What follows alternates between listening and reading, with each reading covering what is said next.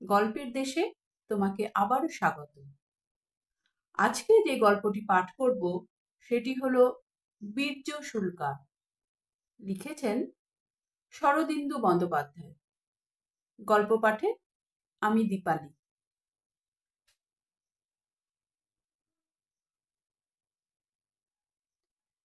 রাজকুমারী সুমিত্রার আর কিছুতেই বর পছন্দ হয় না। দেশ দেশান্তর থেকে রাজারা লিপি পাঠান রাজকন্যার পানি প্রার্থনা জানিয়ে, কিন্তু লিপি গ্রাহ্য হয় না। রাজদূত নিরাশ হয়ে ফিরে যায়। সুন্দরকান্তি রাজপুত্রেরা আসেন, রাজকন্যা প্রাসাদের সম্মুখে ঘোড়ায় চড়ে ঘোরাঘুরি করেন। তাঁদের কোমরে রত্নখচিত অসি ঝলমল করে, কিরীটের হীরা সূর্য কিরণে ঝকমক করে। কিন্তু কুমারী সুমিত্রার মন টলে না। তিনি সখীদের ডেকে বাতায়ন থেকে আঙুল দেখিয়ে বলেন, সখী, দেখ দেখ, কতগুলো মোমের পুতুল ঘোড়ায় চড়ে ঘুরে বেড়াচ্ছে। সূর্যের তাপে গলে যাচ্ছে না কেন, তাই আশ্চর্য। এই বলে কোকিল কণ্ঠে হেসে ওঠেন। রাজপুত্রেরা তাঁর হাসি কথা শুনতে পান। তাদের মুখ রাঙা হয়ে ওঠে। আর্যাবর্তময় দক্ষিণে অবন্তী রাজ্য থেকে পূর্বে কাশী কোশল পর্যন্ত রাষ্ট্র হয়ে গেছে যে তক্ষশিলা রাজকুমারী যেমন অপরূপ সুন্দরী তেমনি গর্বিতা। তাঁর রূপ লাবণ্য দেখে যাঁরা তাকে বিয়ে করতে আসেন, তার দর্পের কাছে পরাভূত হয়ে তাঁরা ফিরে যান। আর্যাবর্তের কোনো রাজা বা রাজপুত্রকে তার মনে ধরে না। সুমিত্রার বাবা রুদ্রপ্রতাপ তক্ষশিলার রাজা। রুদ্রের মতোই তাঁর প্রতাপ। তিনি শক বংশীয়। শক বংশের অনেক ক্ষত্রপ তখন ভারতবর্ষের উত্তর পশ্চিম অঞ্চলে রাজত্ব করছিলেন। বহুকাল আর্যাবর্তে থাকার ফলে তাঁরা অনেকটা আর্য ভাবাপন্ন হয়ে পড়েছিলেন, কিন্তু শক রক্তের প্রভাব সম্পূর্ণ মুছে যায়নি। শক নারীরা তখনও তরোয়াল নিয়ে দ্বন্দ্বযুদ্ধ করতে ভালোবাসত, অশ্বচালনায় পুরুষের সঙ্গে প্রতিদ্বন্দ্বিতা করত। রাজকুমারী সুমিত্রা ছিলেন সেই জাতের মেয়ে, যেমন রূপসী তেমনি তেজস্বিনী। রাজা রুদ্রপ্রতাপ যখন দেখলেন কোনো বরই মেয়ের পছন্দ হয় না, তখন তিনি মেয়েকে কাছে ডেকে জিজ্ঞাসা করলেন, তোর 18 বছর হলো, তুই কি বিয়ে করবি না? স্বয়ংবর সভা ডাকবো? সুমিত্রা মাথা নেড়ে বললেন, না, স্বয়ংবর সভায় তো কেবল রাজা আর রাজপুত্রেরা আসবে। তাদের আমি দেখেছি, তারা সব ননির পুতুল। তাদের কারুর গলায় আমি মালা দিতে পারবো না। আমি প্রতিজ্ঞা করেছি, বীর্য শুল্কায় যে আমাকে কিনে নিতে পারবে তাকেই আমি বিয়ে করব, তা সে শূদ্রই হোক আর চণ্ডালী হোক। শুনে রুদ্রপ্রতাপ খুশি হলেন। সেকালে শূদ্রকে কেউ এত ঘৃণা করত না। অনেক শূদ্র রাজা বাহুবলে সিংহাসন অধিকার করেছিলেন। রুদ্রপ্রতাপ হেসে বললেন, আমিও তাই চাই, কিন্তু তা হবে কি করে? কুমারী বললেন, আমার প্রতিজ্ঞা এই, যে পুরুষ 3টি পরীক্ষায় উত্তীর্ণ হতে পারবেন আমি তাকেই পরমাল্য দেব। আপনি রাজ্যে এই কথা ঘোষণা করে দিন। বেশ, কি কি বিষয়ে পরীক্ষা হবে? বাহুবল, হৃদয় বল আর বুদ্ধি বলের পরীক্ষা হবে। আমি নিজে পরীক্ষা করব। রাজা মেয়ের পিঠে হাত রেখে আদর করে বললেন, সুমিত্রা, তুই শক দুহিতার উপযুক্ত কথা বলেছিস। আজই আমি দেশ বিদেশে ঢেঁড়া পিটিয়ে দিচ্ছি। রাজ্যে রাজ্যে আবার ঘোষণা হয়ে গেল। আবার অনেক রাজা, রাজপুত্র, সেনাপতি আমত্ত এলেন, কিন্তু সকলকেই ব্যর্থ মনোরথ হয়ে ফিরে যেতে হলো। কেউ বাহুবলের পরীক্ষায় উত্তীর্ণ হলেন, কিন্তু বুদ্ধি বলে উত্তীর্ণ হতে পারলেন না। আবার কেউ বা বুদ্ধি বলে উত্তীর্ণ হলেন, কিন্তু হৃদয় বলে অর্থাৎ সাহসিকতায় বিফল হলেন। সকলেই অধপতনে ফিরে গেলেন, রাজকুমারীকে লাভ করতে পারলেন না। এমনি ভাবে কিছুদিন কেটে গেল। একদিন সকালবেলা মন্ত্রগৃহের দ্বিতলে রাজা রুদ্রপ্রতাপের সভা বসেছে। চারিদিকে পাত্র, মিত্র, সেনাপতি, শ্রেষ্ঠী সমস্ত রয়েছেন। রাজা স্বয়ং সিংহাসনে আসেন। রাজার ডান পাশে মর্মর পদ্মাসনে কুমারী সুমিত্রা। সভা যেন তাঁর রূপের ছটায় আলোকিত হয়ে গেছে। তাঁর গর্বিত গ্রীবাভঙ্গি আর তীক্ষ্ণ কটাক্ষে সভার বড় বড় বীরের পৌরুষও যেন সংকুচিত হয়ে পড়েছে। সভার তরুণের কাছে প্রতিহার ভূমিতে হঠাৎ একটা গোলমাল শুনতে পেয়ে রাজা জিজ্ঞাসা করলেন, কিসের গন্ডগোল? মকরকেতু, দেখো তো।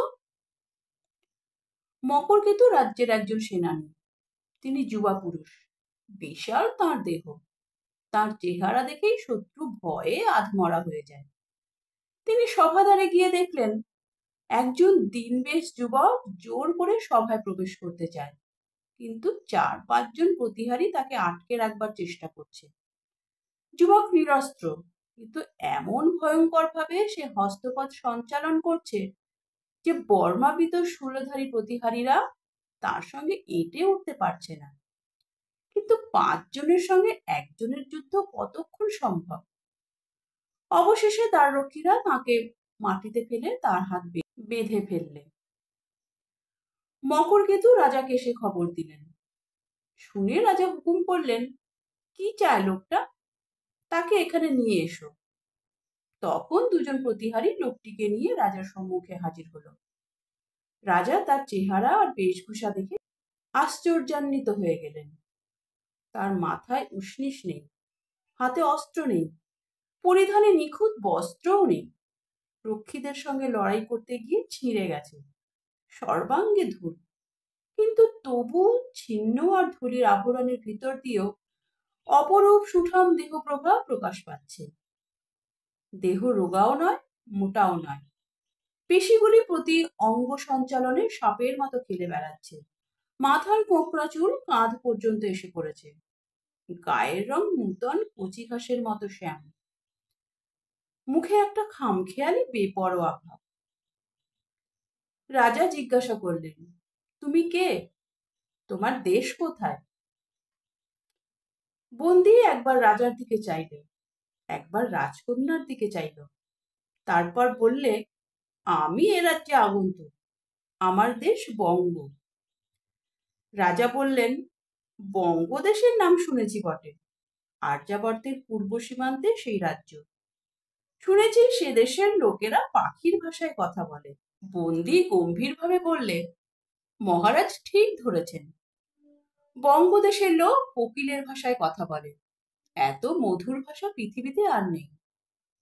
রাজা উত্তর শুনে ভারী আশ্চর্যান্বিত হলেন, একটু খুশিও হলেন। প্রতিহারীদের বললেন, বাঁধন খুলে দাও। বন্ধন মুক্ত হয়ে যখন সে সোজা হয়ে দাঁড়ালো, তখন এই ছিন্নবেশ বিদেশি যুবার চেহারা দেখে কুমারী সুমিত্রার তীব্রোজ্জ্বল চোখ দুটি ক্ষণকালের জন্য নত হয়ে পড়ল। তিনি উত্তরীয়টি ভালো করে গায়ে জড়িয়ে নিলেন। রাজা বললেন, বিদেশি, তুমি বহু দূর থেকে এসেছো, তোমার বস্ত্র ছিন্ন দেখছি, তুমি কি অর্থ চাও? বিদেশি হাসল, বললে, না মহারাজ, আমি অর্থ চাই না, অর্থের আমার প্রয়োজন নেই। আমি অন্য এক মহার্ঘ রত্নের সন্ধানে এ রাজ্যে এসেছি। বিস্মিত রাজা জিজ্ঞাসা করলেন, তোমার নাম কি, পরিচয় কি? বিদেশি বললেন, আমার নাম চণ্ডু, আমি তালিবনসাম সমুদ্র মেখলা বঙ্গভূমির একজন অজ্ঞ সন্তান। এইটুকুই আমার পরিচয় বলে ধরে নিতে পারেন। রাজা বললেন, ভালো, এখন জোর করে আমার সভায় ঢুকতে চেয়েছিলে কেন? তার কারণ বলো। চণ্ডু বললে, মহারাজ, আপনার রাজ্যে প্রবেশ করে শুনলাম যে কুমারী সুমিত্রা বীর্য শুল্কা হতে চান। তাই আমি নিজের বীর্যের পরীক্ষা নিয়ে তাকে লাভ করতে এসেছি। বলে পূর্ণ দৃষ্টিতে সুমিত্রার দিকে তাকালো। শুনে কুমারীর মুখ লাল হয়ে উঠল। মন তার ক্ষণকালের জন্য বিদেশীর প্রতি কোমল হয়েছিল, আবার কঠিন হয়ে উঠল। একজন সামান্য লোক তাকে লাভ করবার দুরাশা রাখে? সঙ্গে সঙ্গে তার মনে পড়ল যে ভারতবর্ষের সকল রাজ্য থেকেই রাজা বা রাজপুত্র তার পানি প্রার্থী হয়ে এসেছে, শুধু বঙ্গদেশ থেকে কেউ আসেনি। বঙ্গদেশের রাজপুত্রেরা কি এতই দর্পিত যে নিজেরা না এসে একজন ভিক্ষুককে তার পানি প্রার্থী করে পাঠিয়েছেন? অপমানে তার চোখ দুটো জ্বলে উঠল। সভাসদরাও চণ্ডুর এই অদ্ভুত স্পর্ধা দেখে মুহূর্তের জন্য স্তম্ভিত হয়ে গিয়েছিলেন। তারপর সকলের সমবেত অট্টহাস্যে সভা ভরে গেল। রাজা রুদ্রপ্রতাপ কিন্তু হাসলেন না। তিনি আরক্ত চোখে মকরকেতুকে আঙুল দেখিয়ে বললেন, এটাকে সভার বাইরে নিক্ষেপ করো। মকরকেতু সবচেয়ে বেশি জোরে হাসছিলেন। হাসির ধাক্কায় তার বিরাট দেহ দুলে দুলে উঠছিল। তিনি হাসতে হাসতেই চণ্ডুকে সভার বাইরে নিক্ষেপ করতে অগ্রসর হলেন। কিন্তু তার গায়ে হাত দিতে না দিতেই এক অদ্ভুত ব্যাপার হলো।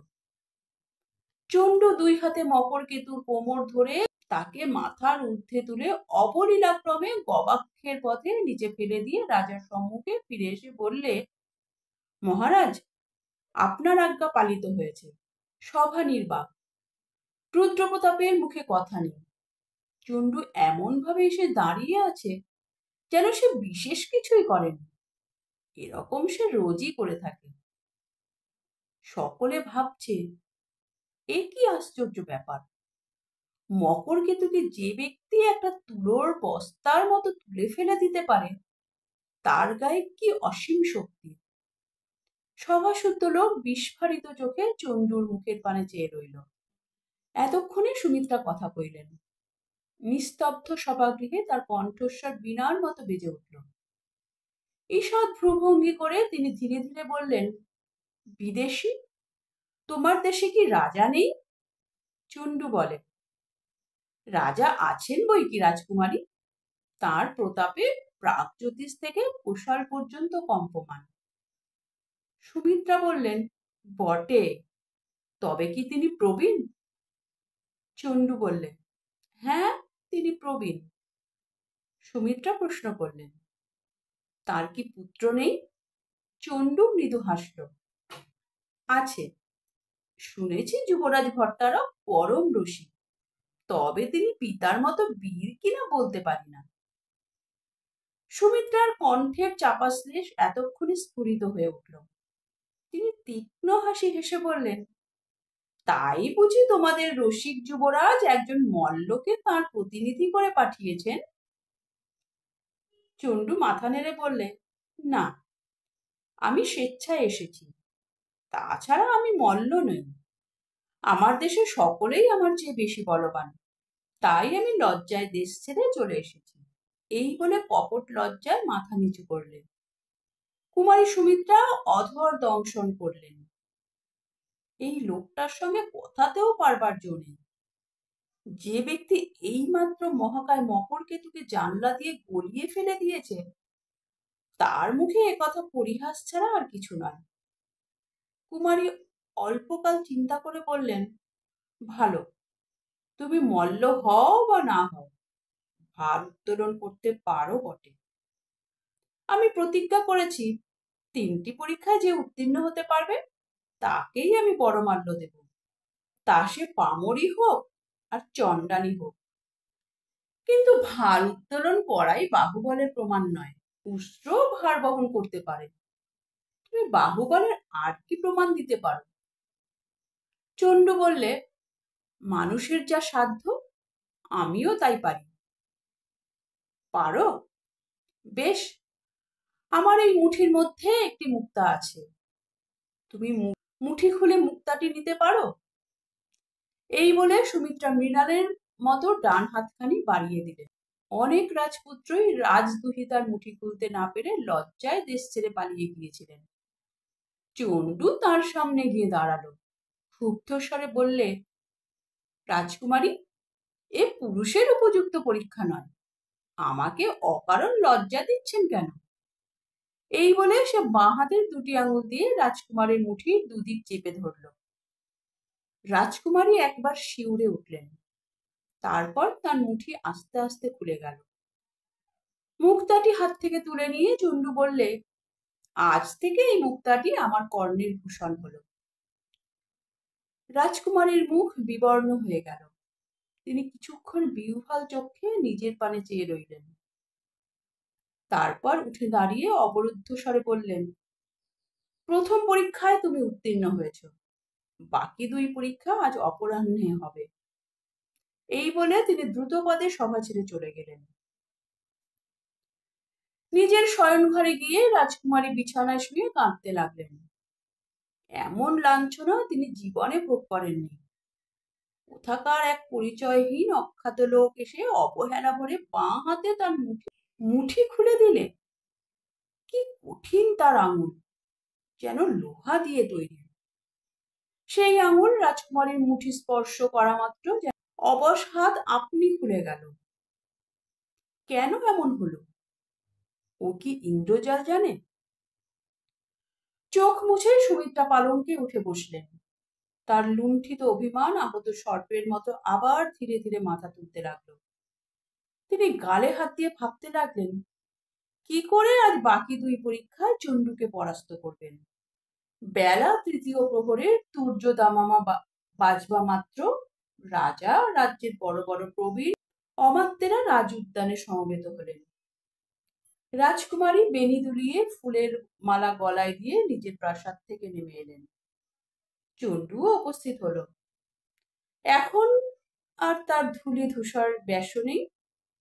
পরিধানে পট্ট বস্ত্র, বুকে লোহার বর্ম, হাতে ধনুষ।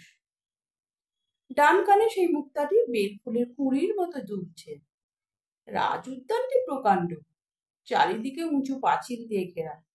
তাতে বড় বড় ফল ফুলের গাছ, আম্র, জম্বু, বকুল, পিয়াল, কদম্ব শোভা পাচ্ছে। মাঝে মাঝে সরোবর, মাঝে মাঝে বুক পর্যন্ত উঁচু স্বচ্ছ স্ফটিকের দেয়াল বাগানের পুষ্পিত অংশকে ঘিরে রেখেছে। চারিদিকে পোষা হরিণ, শশক, ময়ূর চড়ে বেড়াচ্ছে। একটি পাথরের বড় বেদির ওপর রাজা আর অমাত্যেরা আসন গ্রহণ করলেন। সুমিত্রা দুজন সখীর সঙ্গে অদূরে আরেকটি বেদিতে বসলেন। চণ্ডু দাঁড়িয়ে রইল। কুমারী একবার আয়ত উজ্জ্বল চোখ তুলে চণ্ডুর দিকে চাইলেন। তারপর গ্রীবা হেলিয়ে একজন সখীকে ইঙ্গিত করলেন। সখীর হাতে একটা সোনার কলস ছিল। সে গিয়ে সেই কলসটি স্ফটিকের দেয়ালের পেছনে রেখে এলো।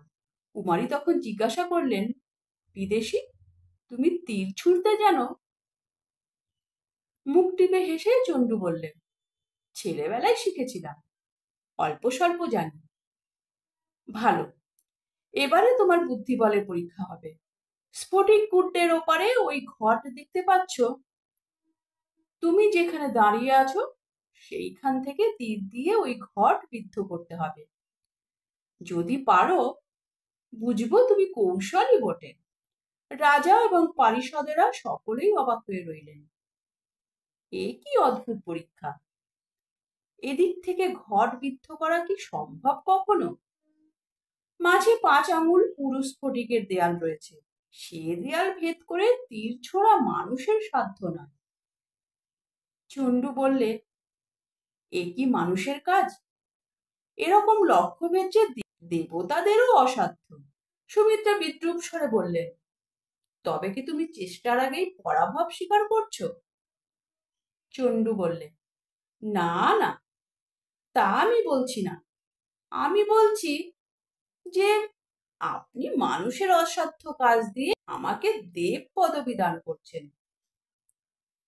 রাজকুমারী তীক্ষ্ণ স্বরে জিজ্ঞাসা করলেন, তবে কি তুমি পারবে বলে মনে হয়? চণ্ডু হেসে বললে, পারা না পারা দৈবের অধীন। তবে এই পরীক্ষা বঙ্গীয় ধনুর্ধরের উপযুক্ত বটে। চণ্ডু সযত্নে ধনুকে গুণ পরালেন। ঈষৎ টঙ্কার দিয়ে দেখলে গুণ ঠিক আছে কিনা। তারপর আকাশের দিকে চেয়ে আস্তে আস্তে ধনুকের স্বর সংযোগ করলেন। গাছের পাতা নড়ছে না, বাতাস স্থির। দর্শকেরাও চিত্রার্পিতের মতো বসে দেখছেন। চণ্ডু ধীরে ধীরে ধনুক ঊর্ধ্বে তুললেন। একবার সুবর্ণ ঘটের দিকে চেয়ে দেখলেন। তারপর জ্যামুক্ত তীর আকাশের দিকে ছুটে চলল। তীর আতশবাজির মতো সোজা আকাশে উঠে গেল। পাখে নক্ষত্র বেগে নিচের দিকে মুখ করে নেমে আসতে লাগলো। ডং করে একটা শব্দ হলো। সকলে মুগ্ধ হয়ে দেখলেন তীরটি সোনার কলসের গায়ে বিঁধে আছে। রাজকুমারী এতক্ষণ রুদ্ধশ্বাসে বসে দেখছিলেন।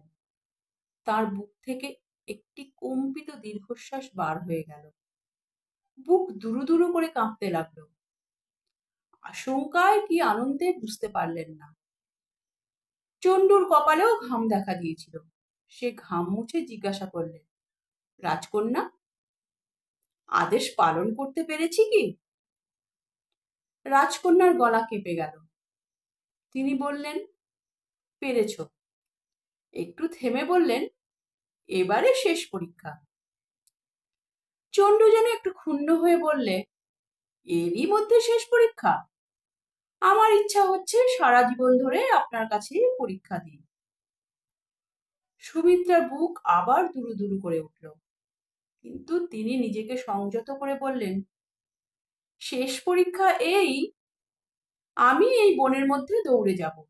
10 গুনতে যতক্ষণ সময় লাগে ততক্ষণ পরে তুমি আমার পশ্চাৎ ধাবন করবে। তোমার হাতে একটা তীর আর ধনুক থাকবে। তুমি যদি আমাকে স্পর্শ করতে পারো তাহলে তোমার জিত, আর আমি যদি ফিরে এসে এই বেদি স্পর্শ করতে পারি তাহলে তোমার হার। আমার গতি রোধ করবার জন্য তুমি অস্ত্র নিক্ষেপ করতে পারো, কিন্তু যদি আমার অঙ্গ থেকে এক বিন্দু রক্ত বার হয় তাহলে তদ্দণ্ডেই তোমার প্রাণ যাবে। চণ্ডু বললে, মানবে মৃগয়া আমার জীবনে এই প্রথম। ভালো, তাই হোক। হরিণীর মতো ক্ষিপ্র চঞ্চল পদে কুমারী সুমিত্রা বনের গাছপালার মধ্যে দিয়ে মিলিয়ে গেলেন। 10 গোনা শেষ হলে চণ্ডু তীর ধনুক হাতে শিকারীর মতো তাকে অনুসরণ করলেন। চণ্ডুও খুব দ্রুত দৌড়তে পারে, কিন্তু রাজকুমারীর সঙ্গে পাল্লায় সে পিছিয়ে পড়তে লাগলো। ক্রমে উদ্যানে গাছপালা যতই ঘন হতে আরম্ভ করলো, ছায়াও তত গভীর হতে লাগলো। তার ভিতর দিয়ে পলায়মান সুমিত্রার শুভ্র অঞ্চল আর উড্ডীন বেণী দেখা যেতে লাগলো, কিন্তু ক্রমে আর তাও দেখা যায় না। চণ্ডু বুঝলে সুমিত্রার সঙ্গে দৌড়ে সে পারবে না। হাজার হোক তিনি নারী, তার শরীর লঘু। এদিকে চণ্ডুর গায়ে লৌহ বর্ম। এই অবস্থায় কেবল পশ্চাৎধাবন করে কুমারীকে ধরা অসম্ভব। চণ্ডু তখন যে পথে রাজকুমারীর ফেরবার সম্ভাবনা সেই দিকে যেতে লাগলো। ছায়ায় অস্পষ্ট বন, ফুলের গন্ধে বাতাস যেন ভারী হয়ে গেছে। অগণ্য গাছের শ্রেণীতে বেশি দূর পর্যন্ত দেখা যায় না। সংশয় ভরা মন নিয়ে খানিক দূর যাবার পর হঠাৎ চণ্ডু দেখলেন সুমিত্রা তার দিকেই ছুটে আসছেন। কিন্তু কাছাকাছি এসে সুমিত্রাও চণ্ডুকে দেখতে পেলেন। উচ্চহাস্য করে তিনি আবার বিপরীত দিকে ছুটলেন, কিন্তু চণ্ডু তখন তার খুব কাছে এসে পড়েছে। তার দৃষ্টি ছাড়িয়ে পালানো আর সম্ভব নয়। তবু চণ্ডু পিছিয়ে পড়তে লাগলো। 10 হাতের ব্যবধান 15 হাতে দাঁড়ালো। সুমিত্রার পা যেন মাটিতে পড়ছে না, তিনি যেন পাখির মতো শূন্যে উড়ে চলেছেন। মাঝে মাঝে থমকে দাঁড়িয়ে পিছু ফিরে চাইছেন, আর কলকণ্ঠে হেসে আবার দৌড়চ্ছেন। ক্রমশ ব্যবধান যেন আরো বেড়ে গেল। তখন চণ্ডু মনে মনে স্থির করে নিলেন, আর রাজকুমারীকে চোখের আড়াল করা চলবে না। সে দৌড়তে দৌড়তে ধনুকে স্বর যোজনা করলে, তারপর শুভ মুহূর্তের জন্য সতর্ক হয়ে রইল। এবার একটা মোটা গাছের পাশ দিয়ে যেতে যেতে সুমিত্রা নিমেষের জন্য থেমে পিছু ফিরে চাইলেন। এই সুযোগের জন্যই চণ্ডু অপেক্ষা করছিল। পলকের মধ্যে তার তীর ছুটল। সুমিত্রা যখন আবার পা বাড়ালেন তখন দেখলেন তার চলার শক্তি নেই। চণ্ডুর তীর তার বেণী ভেদ করে গাছের গুড়িতে বিঁধে আছে। চণ্ডু ছুটে এসে তীর উপড়ে রাজকুমারীর বেণী মুক্ত করে দিল। হাসতে হাসতে তার মুখের দিকে চেয়ে দেখলে তার চোখে জল। চণ্ডুর মুখ বিষণ্ণ হয়ে গেল। সে ক্ষণকাল চুপ করে থেকে আস্তে আস্তে বললে, দেবী, আমি এখনো আপনার অঙ্গ স্পর্শ করিনি। যদি আপনি আমার মতো লোকের গলায় মালা দিতে না চান, আমি শেষ পরীক্ষায় হেরে যেতে রাজি আছি। আপনি যান, বেদী স্পর্শ করুন গিয়ে। সুমিত্রা নতজানু হয়ে সেইখানে বসে পড়লেন। বাষ্পরুদ্ধ স্বরে বললেন, প্রথম দর্শনেই আমার মন বুঝেছিল যে তুমিই আমার স্বামী। শুধু অহংকার আমাকে অন্ধ করে রেখেছিল। আর্যপুত্র, বীর্যশুল্কে তুমি আমাকে জয় করেছ, তবু স্বেচ্ছায় আমি তোমার পায়ে আত্মসমর্পণ করছি। চণ্ডুর মুখ হাসিতে ভরে গেল। সুমিত্রাকে ধরে তুলে বললে, সুমিত্রা। সুমিত্রা গলা থেকে মালা খুলে তার গলায় পরিয়ে দিলেন। তারপর আবার নতজানু হয়ে বরকে প্রণাম করলেন। চণ্ডু হেসে বললে, সুমিত্রা, তুমি রাজকন্যা, দরিদ্রের পর্ণকুটিরে তোমার কষ্ট হবে না। সুমিত্রা চোখ নিচু করে বললেন, তোমার মতো স্বামী যার, পর্ণকুটিরে থেকেও সে রাজরাজেশ্বরী। আর্যপুত্র, আমাকে তোমার তালিবনশ্যাম বঙ্গদেশে নিয়ে চলো। চণ্ডু বললে, সুমিত্রা, তোমার সঙ্গে আমি প্রতারণা করেছি। বলেছিলাম মনে আছে, বঙ্গদেশের রাজকুমার রসিক। আমি তোমাদের সঙ্গে একটু রসিকতা করেছি। আমার সত্যিকার নাম চন্দ্র। আমার একটি ছোট্ট বোন আছে, সে চন্দ্র উচ্চারণ করতে পারে না, চণ্ডু বলে। তাই বিস্ময় উৎফুল্ল চোখে চেয়ে সুমিত্রা বললেন, তুমি তবে বঙ্গের রাজপুত্র?